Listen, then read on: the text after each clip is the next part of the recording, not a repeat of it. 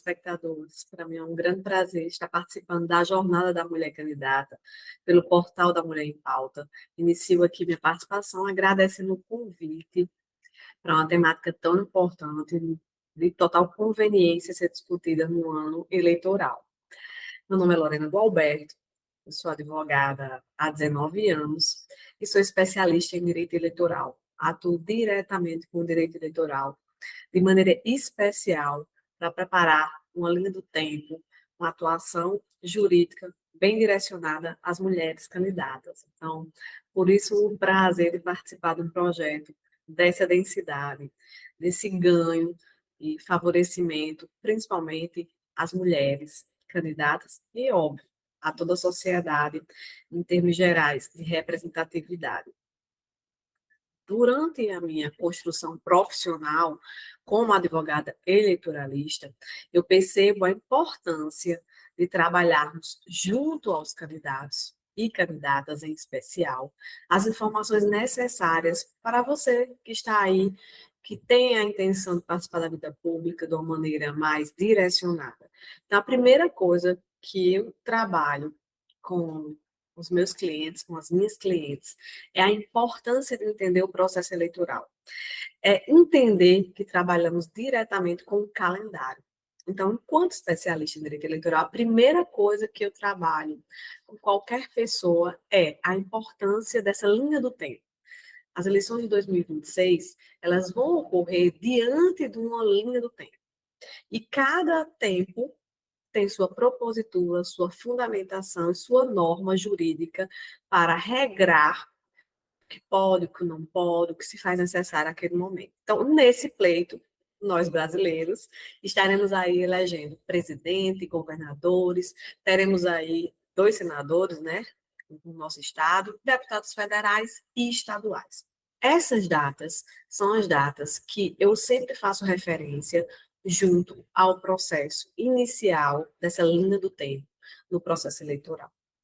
Trago agora uma outra janela, um outro recorte desse calendário, que traz aí a definição dessas candidaturas. Isso acontece do mês de julho a agosto. Ou seja, no dia 22 de julho a 5 de agosto, eu destaco as convenções partidárias. É um momento de grande importância. É aquele momento em que os partidos e as federações escolhem de maneira formal os seus candidatos. É lá que se delibera realmente sobre essas coligações. E, na sequência, no dia 15 de agosto, temos aí sim um prazo final quanto ao registro dessas candidaturas junto à Justiça Eleitoral. Então, é nesse momento em que se determina você, candidata, frente à Justiça Eleitoral, como realmente a candidata. Na sequência, temos agora efetivamente o que chamamos de campanha eleitoral. Até então, estávamos no momento de pré-campanha, né? Agora entramos na campanha. E aí se inicia realmente no mês de agosto e vai até outubro, que é o período de decisão, né? Então, dia 16 de agosto é aí a data inicial, oficial, que podemos fazer o quê? Propaganda eleitoral, inclusive na internet. É quando se inicia realmente, verdadeiramente, a campanha. Eu sou candidata, você é candidato. No dia 28 de agosto, também é uma data importante que eu destaco, porque é o início que começa o horário eleitoral gratuito, ou seja, rádio e TV. Então, toda a parte de propaganda, ela se inicia com força total para propagar aí as proposituras, propostas, apresentar os seus candidatos, os seus números e tudo mais. E, como data emblemática, o 1º de outubro, que se encerra aí o horário eleitoral gratuito, e aí temos assim, a última data para comícios, debates e todo o processo de conquista de votos que se iniciou nesse período tão importante do mês de agosto, que vai até o 1º de outubro.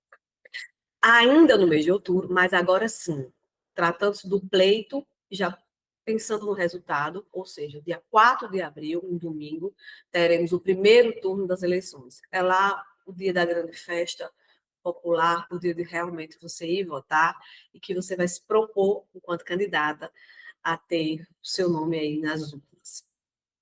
No dia 25, também é um domingo, nos casos em que houver necessidade, teremos o segundo turno das eleições para presidente e governador.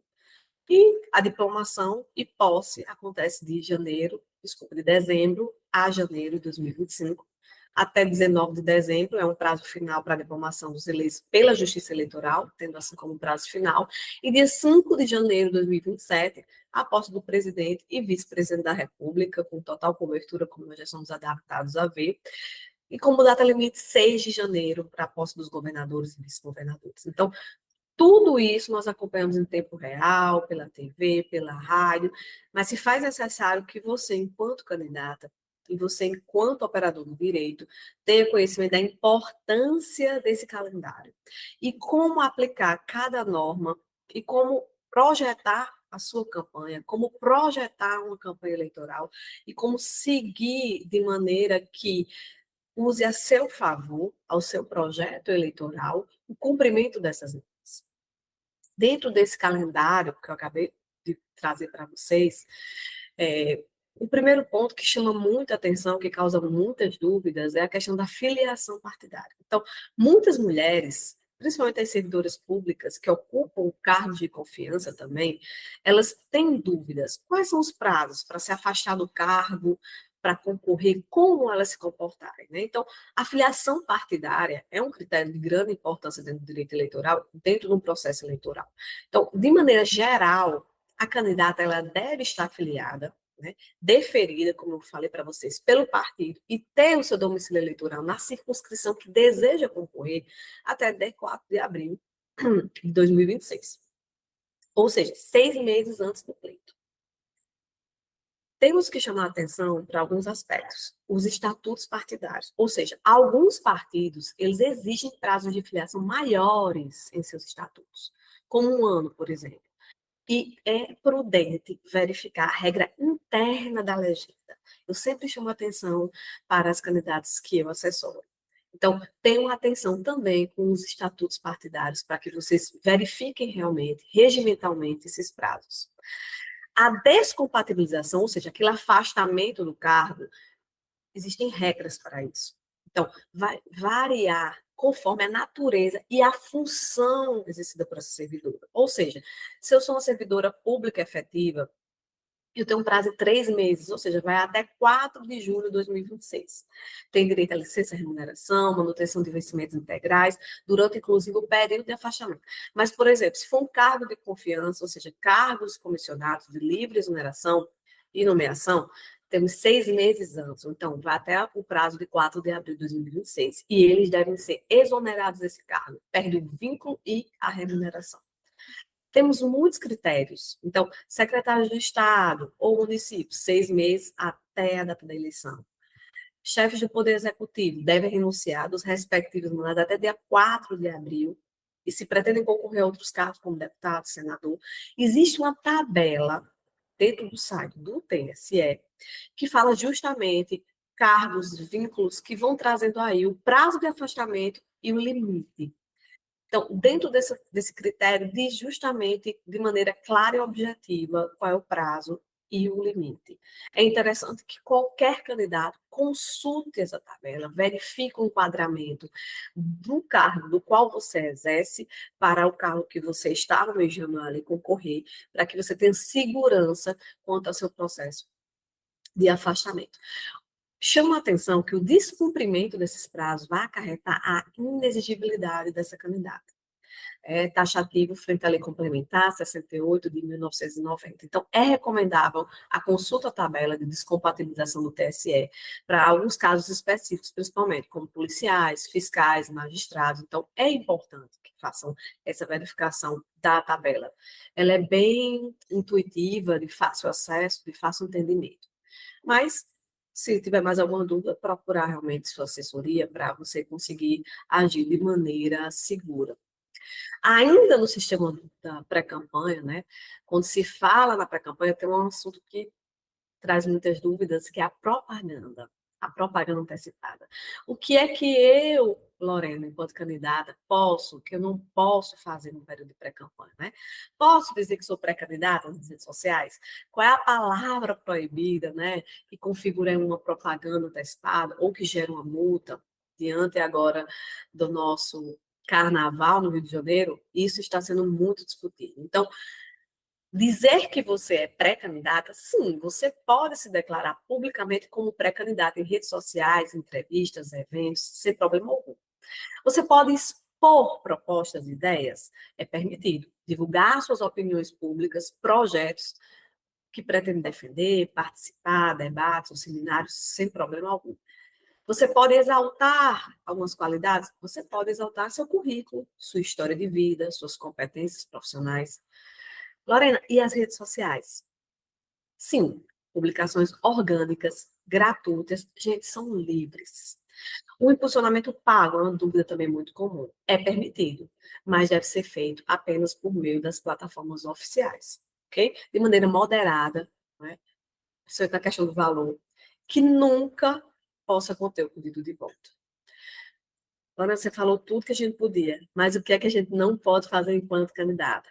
Pedir explicitamente o voto. Esta é a maior proibição antes do dia 16 de agosto de 2026. Então, essa é a maior recomendação. Você, candidata, você está proibida de pedir votos até dia 16 de agosto de 2026, seguindo aqui as regras do nosso calendário. Então, propaganda negativa. Propaganda negativa. Criticar adversidades com ofensas à honra ou espalhar desinformação. Fake news. Gera multas pesadas e processos. Então, isso é totalmente proibido. Meios vedados. Não usar, por exemplo, outdoors, rádio, TV para se promover na pré-campanha. Isso é proibido, totalmente proibido. Os showmícios também totalmente proibidos. São aqueles eventos artísticos para promover a pré-candidatura, isso é totalmente proibido. Então, essa palavra proibida, né, que é conhecida e utilizada pelo TSE com o conceito de palavras mágicas, vote em mim, está totalmente vetado. Né? Mas existem também outras expressões, né? Outras palavras mágicas, né? Palavras proibidas, que se equiparam à mesma coisa do vote em mim. Como, por exemplo, vote 00, seu número, vote 90, ou conto com o seu voto, eleja fulana, vamos à vitória, né? Quando se associa claramente à urna, apoie nossa candidata nas urnas, tudo isso se equipara ao pedir voto. E isso realmente é um erro de qualquer pré-candidata, ok? Por que é um grave erro? Porque existem consequências para isso. Multas. Então, a propaganda antecipada irregular, ela gera multas. Pode chegar até 25 mil ou até mesmo equivalente ao custo dessa propaganda, se for algo bem maior. Então, em casos graves, por exemplo, de abuso do poder econômico, que pode levar até mesmo à cassação do futuro registro dessa candidata. Então, temos que ter uma grande preocupação em relação a isso. Consulte sempre o portal do Tribunal Superior Eleitoral, do seu TRE, do seu estado, porque isso vai fazer com que você entenda como caminha o entendimento jurídico acerca dessas propagandas, do que vai realmente implicar numa multa, como essas multas estão sendo aplicadas. Sempre o tribunal é bem claro em relação a essas proposituras. Ainda enquanto pré-campanha e campanha, ainda vinculado a essa publicização, muito se questiona em relação ao material gráfico. Né? Então, vamos lá.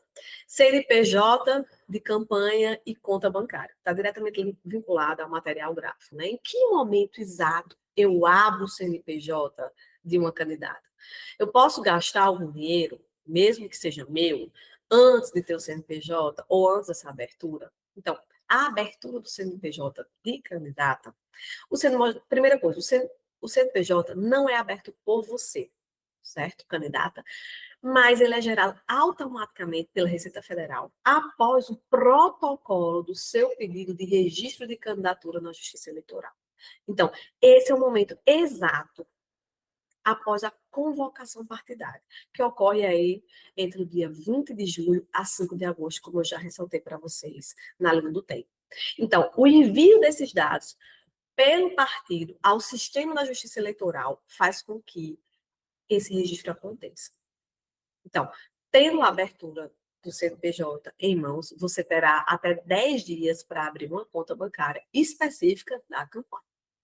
É nesse momento que se abre aí o CNPJ. Então, você não pode realizar gastos de campanha, como imprimir santinhos, contratar cabos eleitorais, antes de ter o CNPJ e a conta aberta. Contudo, eu vou trazer aqui para vocês algumas exceções importantes. Gastos de pré-campanha. Você pode gastar recursos próprios para se posicionar politicamente. Vamos lá. Impulsionamento de posts, né? Sem pedido de voto, certo? Participação em eventos, seminários. Isso você pode. E isso tem custos, né? A grande questão é, esses gastos de pré-campanha, eles devem ser modelados, certo? Modelados. E compatíveis com a realidade. Então, o uso de quantias exorbitantes antes do período eleitoral oficial, ele pode configurar abuso de poder econômico. Então, é a grande preocupação que nós temos. Isso pode conduzir você à cassação do seu próprio registro. Então, é de grande preocupação esses gastos antecipados. Então, após a convenção, mas antes do CNPJ, você pode contratar pessoas para preparar a campanha, né? O aluguel de comitê, criação de site, né? Mas o pagamento efetivo, ele só pode ocorrer após a abertura da conta bancária. Essa é a minha recomendação, para que você realmente fuja de qualquer problemática frente ao uso de recursos financeiros antes da abertura da sua conta. Então, temos regras básicas, né? Também em relação ao contrato de material gráfico. Todo material impresso ou digital de uma campanha, ele vai acontecer após o dia 16 de agosto e deve conter obrigatoriamente o CNPJ, certo? Ou o CPF, em casos específicos de candidatos. Então, o CNPJ da gráfica também que produziu esse material tem que estar lá, e a triagem, ou seja, a quantidade de exemplares impressos. O exemplo prático. Até 15 de agosto, você, candidata, use apenas recursos próprios para pré-campanha, ou seja, leve redes sociais e eventos, sem pedido de voto. Então, você pré-candidata, recursos leves próprios, redes sociais, eventos, sem pedido de voto, certo? Você, candidata, espera o CNPJ, abre a conta e só então pague por materiais gráficos e serviços de campanha. Essa é a regra segura para que você consiga trabalhar com o seu material de maneira a não correr nenhum risco de nenhuma punição eleitoral. Outro ponto muito questionado também é a questão da vaquinha virtual. Ou seja, a vaquinha online é uma ótima saída, inclusive, para quem não tem pouco recurso. Quando posso começar a arrecadar? Preciso contratar uma empresa específica? Pode ser pelo meu Pix? Pode ser diretamente na minha conta? Como é que eu faço isso? Gente, para as eleições de 2026, você poderá iniciar a arrecadação via financiamento coletivo a partir do dia 15 de maio de 2026. Aí eu chamo a atenção de uma coisa: você pode arrecadar dinheiro na pré-campanha, mas os recursos ficam retidos pela empresa responsável, ok? Então, a liberação desse dinheiro, o valor só vai cair na conta da campanha após você registrar sua candidatura oficialmente, que acontece lá no mês de agosto, e obter, sim, o CNPJ com a consequente conta bancária específica para os recursos financeiros da campanha, ok? Vamos lá, se eu desistir enquanto candidata, caso você não venha a ser realmente candidata, a empresa é obrigada, inclusive, a devolver esse recurso, ok? Ah, é preciso obrigatoriamente eu contratar essa empresa? Sim, você não pode usar sua conta pessoal, seu Pix, seu CPF, o e-mail ou qualquer meio para arrecadação de dinheiro de campanha, certo? É necessário o cadastro no TSE, ou seja, é obrigatório contratar uma das instituições arrecadadoras que possuam cadastro aprovado pelo TSE, certo? Inclusive, a responsabilidade dessa empresa, elas vão identificar cada doador, ou seja, o CPF, emitir recibos e enviar as informações em tempo real para a Justiça Eleitoral. Então, as regras para o doador também são algo, também é algo que nós devemos ressaltar. Apenas pessoas físicas, ou seja, é proibido receber doações de empresas, pessoas jurídicas, limite de doação, ou seja, cada pessoa só pode doar até 10% do seu rendimento bruto, que é declarado justamente frente ao imposto de renda do ano anterior. Os meios de pagamento, né? Pode usar Pix, cartão de crédito, boleto, desde que através da plataforma contratada. Então, antes do dia 15 de maio, você não pode pesquisar as taxas cobradas pelas plataformas do site, pois esses custos serão considerados despesas de campanha. Então, É basicamente isso que eu tenho para recomendar em relação a esses recursos financeiros. Falando em dinheiro e recurso, né, também trago para vocês algo sobre fundo partidário e fundo eleitoral. Muitas candidatas não sabem a diferença. O que cada um é, o mais importante, a mulher tem direito garantido a uma porcentagem desses fundos, como ela cobra isso do partido. Essa é uma das dúvidas mais cruciais para as candidatas, pois envolve o combustível financeiro da campanha e a garantia de equidade de gênero na política. Um assunto de extrema importância que eu tento trabalhar de maneira mais lúcida possível, né? Porque envolve questões multidisciplinares, questões culturais e sociais que implicam diretamente no nosso processo eleitoral. Então, no direito eleitoral, tratamos esses fundos como regras bem distintas, ok? Tem algumas diferenças entre os fundos. Então, de maneira técnica, trazendo aqui para você, o nome do fundo partidário significa dizer o quê? Fundo Eleitoral de Assistência Financeira aos Partidos Políticos. O fundo eleitoral se chama Fundo Especial de Financiamento de Campanha. Qual é a finalidade? Qual é a diferença? O Fundo Especial de Assistência Financeira aos Partidos Políticos, ele trai para manutenção do partido, ou seja, aluguel, sede, salários, funcionários, luz. Já o Fundo Especial de Financiamento de Campanha, ele está para uso exclusivo do financiamento de campanhas eleitorais. Então, o fundo partidário, ele é mensal, ou seja, o ano todo. Já o fundo eleitoral, ele é apenas nos anos das eleições. Ele é liberado próximo, inclusive, às convenções. A mulher tem direito garantido? Sim, e com força de lei e jurisprudência do STF. Então, as candidatas femininas têm direito a, no mínimo, 30% do total dos recursos públicos, tanto do fundo partidário quanto do fundo eleitoral, que o partido destinar às campanhas. Então, proporcionalidade. Vamos lá. Se o partido tiver mais de 30% de candidatas mulheres, o repasse deve ser proporcional a esse número. Vamos lá, fazer um exemplo aqui. Se forem 40% de mulheres, elas devem receber 40% do fundo. Mesmíssima coisa existe em relação ao tempo de rádio e TV, por exemplo. É a mesma regra. 30%, ou seja, o proporcional se aplica ao tempo de propaganda gratuita. Levando-se em consideração as questões de gênero, né, trata-se de um critério que facilite a equidade de recursos para a inserção da mulher no cenário da política, no cenário da vida pública. Isso é de extrema importância. Como você, candidata, cobra do partido isso? O dinheiro não cai, gente, automaticamente na conta da candidata. Ela passa pelo Diretório Nacional ou Estadual do partido. E para garantir esse direito, exige o plano de distribuição. Então, antes das convenções, os partidos devem elaborar critérios para distribuir esse dinheiro, ou seja, essa cópia desse plano diretório. Lá, envia o requerimento formal ao partido solicitando a verba, citando, inclusive, a decisão do STF, a ADI 5617, ou seja, 5.617, e a emenda constitucional 117 de 2022. Você formaliza o pedido, ok? Muitas vezes o partido concentra o dinheiro em candidaturas viáveis, né? O chamado caciques, né? E aí a necessidade do observatório das candidaturas. Se você for deixada de lado, pode acionar, inclusive, o Ministério Público Eleitoral ou o setor jurídico da própria legenda, para garantir que você tenha acesso a esses recursos. A gente tem que lembrar o quê? Que o partido é obrigado a declarar quanto deu para cada candidata. Ou seja, existe a prestação de contas. Se o Tribunal de Contas Eleitoral perceber que as mulheres não receberam o mínimo de 30%, o partido pode ter suas contas reprovadas e ele pode ser multado. Então, o dinheiro destinado às mulheres deve ser usado em benefício das mulheres. Repasses fictícios para campanhas masculinas podem configurar, sim, fraude à cota de gênero e caçar toda a chapa. Então, fiquem atentas. Além disso, eu trabalho com vocês a questão de um bônus. Candidatas negras. Além da cota de gênero, o STF também determinou uma cota racial. Ou seja, o partido deve distribuir os recursos de forma proporcional ao número de rapazes negras, pretos e pardos.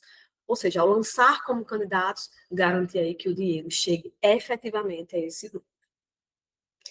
qual seria o próximo passo ideal? Né? Poderíamos criar aqui, por exemplo, um modelo de requerimento formal, onde você solicita informações sobre a distribuição dos fundos do diretório do partido. Eu posso colocar em anexo de alguma maneira e fique para vocês aí esse modelo que vocês possam usar durante esse processo de prestação de contas, de formalização. Posso dispor para vocês aqui, e aí vocês vão ter acesso a esse material. A questão dessas verbas, né, de mandar dinheiro, de não mandar dinheiro, principalmente contrato de gastos pessoais, né, ou seja, se o partido não mandar dinheiro, né, quanto do meu patrimônio pessoal eu posso investir na minha própria campanha? Existe um limite? Pode-se exigir verba desse partido? Então, você pode exigir verba do partido? Sim, mas com ressalvas. Embora a lei garanta 30% do fundo, né? Ou seja, deve ir para as mulheres, o partido tem autonomia para decidir como divide esse montante entre as candidatas. Ou seja, a cota de gênero, se o partido não repassar o mínimo legal para o conjunto das candidatas femininas, a chapa inteira pode ser cassada pela fraude, a cota. Né? Aí, qual é o caminho? Você deve protocolar o requerimento, já citado, né? Frente à emenda constitucional, inclusive 117 de 2022, que obriga o repasse proporcional, e se o partido ignorar, o caminho é a denúncia ao MP. Isso, ok, né? Quanto do seu patrimônio pessoal você pode investir? Se o partido fechar a torneira aí, você pode financiar a sua própria campanha, o chamado autofinanciamento. Há um limite em relação a isso? Gente, o limite. Você pode investir do seu próprio bolso até 10% do limite de gastos estabelecidos para o cargo que você está disputando.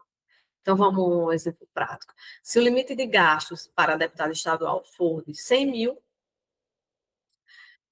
qualquer centavo acima de 10% é considerado uma infração grave e pode levar à cassação do mandato por abuso de poder econômico. Então, só pode até os 10% desse valor, ok? Então, existem regras cruciais para o seu dinheiro. Patrimônio declarado, você só pode usar bens ou valores que foram declarados no seu imposto de renda e que serão informados na sua declaração de bens ao registrar a candidatura, ok? Então, tem que estar lá no Divulga CANDE Contas do TSE. O fluxo obrigatório, ou seja, mesmo sendo seu, o dinheiro deve passar pela conta bancária da campanha antes de ser gasto. Nunca pague fornecedores direto da sua conta pessoal física. Tem que estar tudo na conta vinculada à campanha.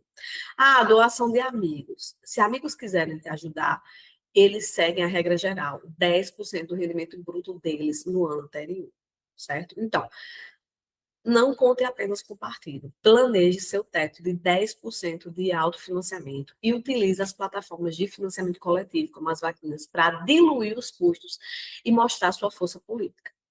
Então, basicamente, é isso que eu recomendo. Ou seja, você, candidata, precisa verificar aí seu limite de gastos para o cargo que pretende ocupar nessa eleição e a base desses valores.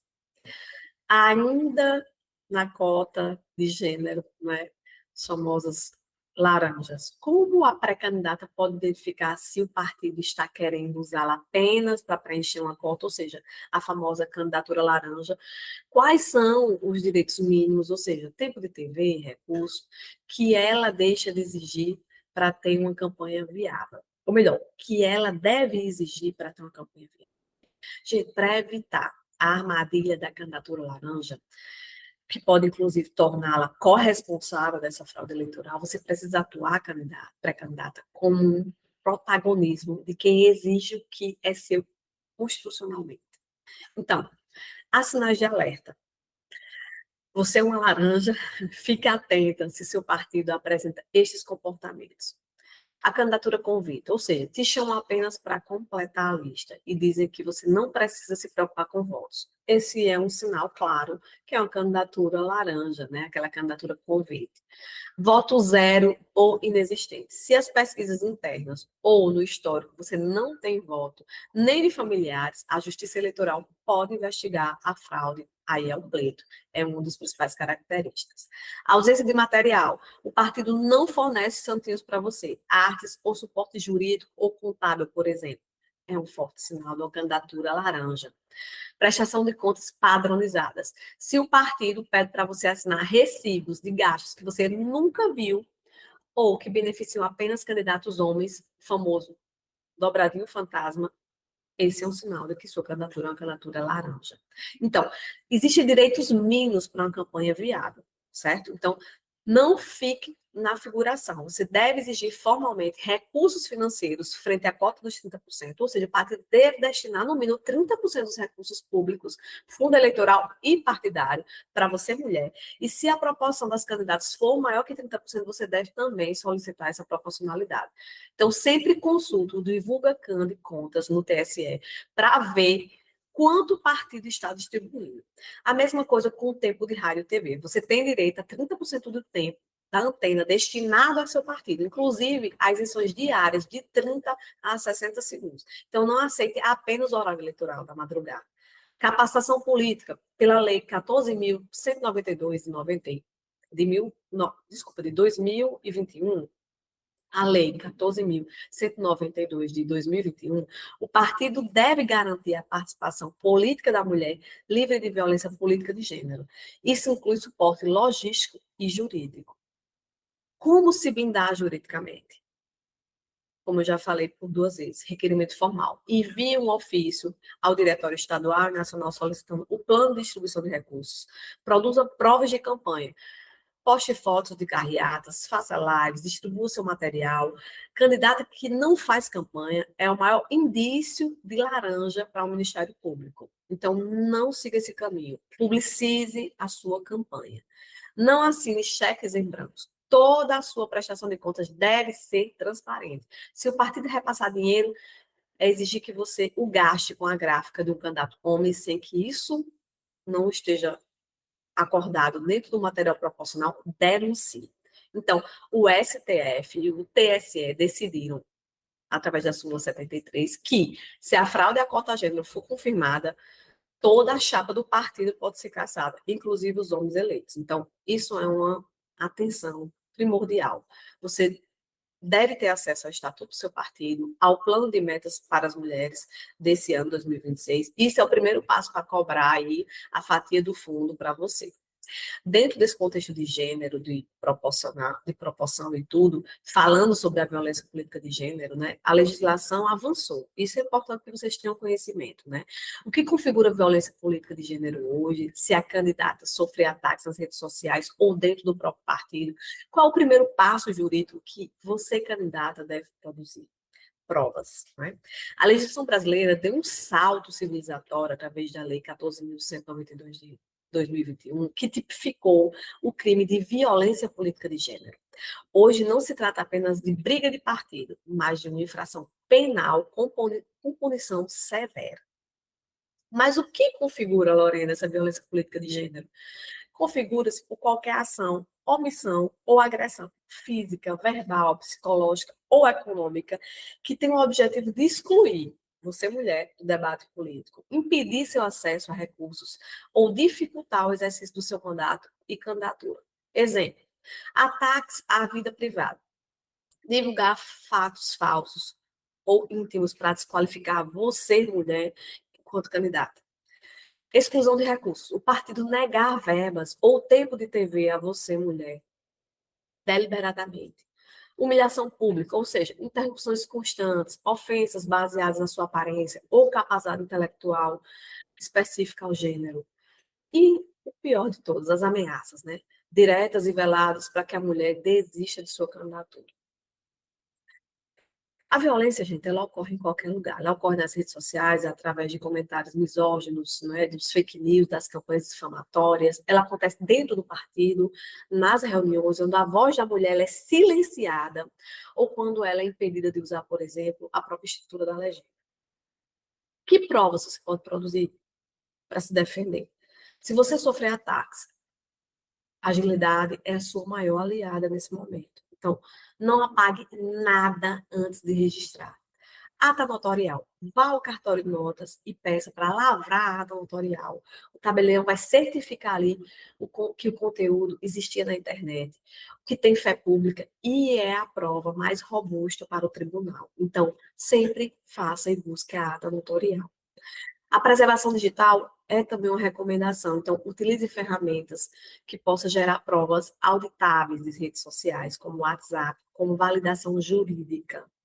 Isso também é uma grande recomendação. Prints completos. Se for printar, você tem que certificar que está aparecendo ali o link, o URL, ou seja, o perfil do agressor e a data e a hora. Isso também traz robustez para essa prova. E a testemunha, né? Em casos de presenciais dentro do partido, por exemplo, anote nomes de quem presenciou. E, se possível, grave o áudio. A gravação ambiental feita em um dos interlocutores é legal, ok? Então, se resguarde. Aonde denunciar, Lorena? Eu estou agora com todas essas provas. Aonde eu denuncio? Ministério Público Eleitoral. É o órgão com legitimidade para abrir, inclusive, a própria ação penal. Existe também a ouvidoria da mulher junto ao TSE. Você pode utilizar o canal do TSE, tem a ouvidoria para orientar e resguardar vocês frente a essas denúncias. Também temos as delegacias especializadas por crimes de honra e de ameaças físicas de maneira complementar. Então, a violência política de gênero pode levar à cassação do registro dos agressores e até mesmo à prisão. Então, é interessante que você consiga fazer esse trabalho e cessear esse ato discriminatório, né? Saindo de um campo muito palpitante, como as questões de gênero, né? E esses comportamentos discriminatórios, para ir agora a um campo de grande tendência, e agora no ano 2026 também será um assunto que está em alto, que é o uso da inteligência artificial. Ou seja, o TSE tem apertado o cerco contra os fake news, o uso da IA, né? Então, se você, candidata, usar os meios que a inteligência artificial traz aí como possibilidade para melhorar fotos, você precisa avisar, viu? E aí, o que é proibido, o que não é, o que podemos usar? Para as eleições de 2026, a IA, ela será um tema central, porque ela vai ser fiscalizada, né, através da Justiça Eleitoral. Então, o Tribunal Superior Eleitoral, ele consolidou regras rígidas que visam a transparência, né, punindo, inclusive, severamente a omissão frente ao uso da tecnologia. Então, você precisa saber para não cobrar seu registro, não colocar seu registro, desculpa, em risco. Então, você precisa saber exatamente como e o que se pode usar frente à inteligência artificial, para não colocar em risco aí o seu registro. Quando você precisa usar, que está usando a inteligência artificial? Quando você precisa avisar? A regra geral é, usou IA, tem que rotular. Então, textos, por exemplo, se você usou a IA para redigir manifestos, legendas de pôsteres ou propostas, deve haver uma sinalização clara. Exemplo, conteúdo gerado com auxílio da IA, no próprio conteúdo. Fotos e vídeos, se você usou IA para aquela imagem do zero ou alterar significativamente uma cena, etiqueta, é obrigatória, ok? Aviso virtual ou sonoro. O rótulo deve ser visível, ou seja, em textos e fotos. E narrado, em áudios e vídeos. Tudo isso você vai ter que avisar que tem o uso da inteligência artificial. O que é permitido, que não precisa ir, Lorena, de um aviso obrigatório do uso da IA. Usar a IA para remover, por exemplo, ruído do fundo de um áudio, ajustar a iluminação de uma foto ou corrigir cores que não exige rótulo, desde que não altere aí o sentido, a veracidade do conteúdo, ok, sem problema algum. Filtros que embelezam, né, comuns de rede social, como o Instagram, por exemplo, são tolerados sem aviso, mas o excesso não. O excesso descaracteriza a candidata, aí sim isso pode ser questionado.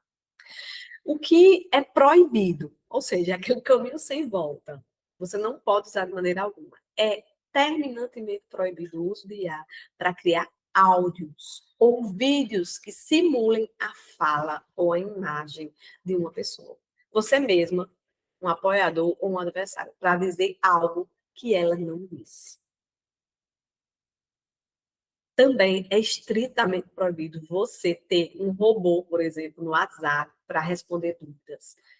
Mas ele deve aí se identificar como a IA. Nunca deixe o eleitor acreditar que está falando com você, quando na verdade é um código. Então, você pode ter um robô no WhatsApp, mas ele deve ser identificado, ok? Então, você não pode ter, ou seja, não pode se fingir ser um humano sem ser, que é o caso dos robôs. Usar IA para criar notícias falsas ou simular situações que nunca ocorreram, que é o caso das informações, é também estritamente vetado, proibido. Isso traz grandes consequências. Né? A justiça eleitoral hoje tem tolerância zero aos descumprimentos das normas da IA e pode levar realmente à cassação do registro, né? Ou até mesmo do mandato, se for comprovado que teve o uso da IA, que desequilibrou o pleito, que espalhou desinformação grave, né? A retirada, inclusive, imediata do conteúdo sob pena de multa diária e pesada, né? E também a responsabilização criminal frente a esses casos que vêm ocorrer injúria, difamação, né? Via uso, por exemplo, da questão dos fake news, por exemplo, que é muito comum. Então, sempre que publicar algo com efeito da IA, utilize a marca d'água ou especifique lá que o conteúdo foi gerado pela IA. Isso vai evitar que você aí tenha grandes problemas em relação ao momento da sua campanha eleitoral e do uso da inteligência artificial. Outro ponto que eu acho que é importante, que traz alguns critérios que fazem com que se gerem muitas discussões, é a questão das prestações de conta, né? Qual é o erro bobo que mais reprova contas de candidatas iniciantes, que pode deixá-las inelegíveis, inclusive, no futuro? E aqui é justamente o que mais derruba as candidatas. Não é uma grande fraude, gente, mas sim a mistura patrimonial e a falta de comprovação dos gastos modestos. Então, muitos candidatos iniciantes acreditam que por o dinheiro ser pouco ou por estarem usando recursos próprios, não precisam de tanto rigor. E aí é um engano. A justiça eleitoral, ela não perdoa a falha na origem ou no destino do recurso. Então, esse é um erro bobo, mas que realmente traz grandes consequências. Então, o Pix da amiga, ou seja, aquela doação sem identificação, né, é o erro mais comum. É o erro mais comum, é receber doação via Pix ou transferência direta numa conta, por exemplo, e aí não tem identificado no extrato, não é, que recebe aquele dinheiro. É um dinheiro, por exemplo, R$ 1.000. Então, se a origem não é identificada de imediato, o recurso é considerado o quê? Recurso de origem não identificada, o RONE, o famoso RONE. Então, a consequência, você deve devolver o dinheiro ao Tesouro Nacional, as suas contas podem ser o quê? Julgadas como desaprovadas. Outro critério que causa muitos problemas em relação à prestação de contas é pagar despesas com a conta pessoal. É uma falha. Todo e qualquer gasto de campanha, gente, deve sair exclusivamente da conta bancária da campanha, a qual tem um CNPJ. Esse aí é considerado, inclusive, caixa 2. Não é? Então, mesmo que o dinheiro seja seu, e se ele não transferiu para a conta oficial, o gasto é legal. E um outro ponto que eu chamo a atenção é aquele documento que não tem idoneidade, ou seja, aquele recibo de padaria, sabe?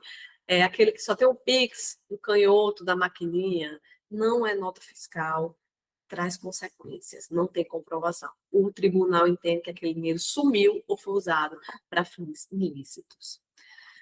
Temos também uma grande preocupação em relação ao erro da dobradinha, né, do material gráfico, ou seja, fazer santinho com o candidato a deputado federal, pagar 100% da nota fiscal, né, na sua conta de deputado estadual.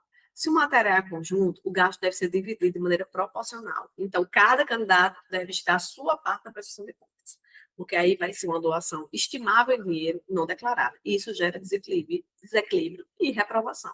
Então, quando se faz esse material junto, tem que ter a divisão proporcional aí, em relação a isso, ok?